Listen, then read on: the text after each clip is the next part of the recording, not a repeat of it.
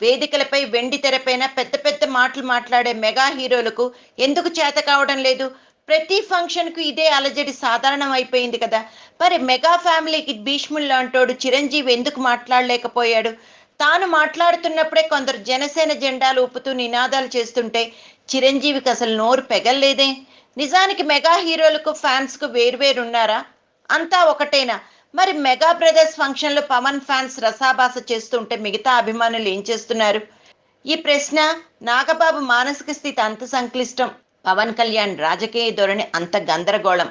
అసలు నాగబాబు మాటల ధోరణిని అడ్డుకొని చిరంజీవికి ఇక పవన్ కళ్యాణ్ ఫ్యాన్స్ని ఏమైనా అనే నైతికత ఎక్కడుంటుంది?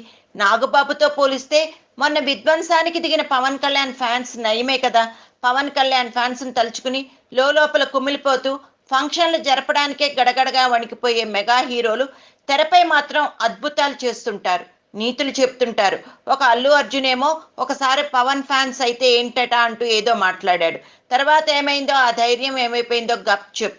తర్వాత ఇంకొకడు తాను చిరంజీవికి అల్లుడే అవుతాడట, మొత్తం డజన్ మంది హీరోల్లో తాను ఒకడట. ఏదో ఫంక్షన్లో పవన్ ఫ్యాన్స్ కన్నా తానే ఎక్కువ చేశాడు. నిజానికి అభిమానుల నడుమ ఘర్షణలు గొడవలు కొత్తవి కావు, ఇప్పుడే పోయేవి కావు.